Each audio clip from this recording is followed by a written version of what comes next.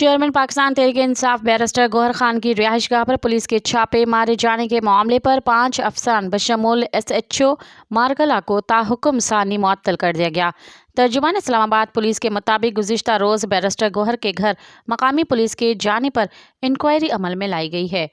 ICCPO doctor Akbar Nasir Khan ने chairman PTI को किसी भी पुलिस अफसर के कसूरवार होने पर महकमाना कार्रवाई की यकीन दहानी करवाई है।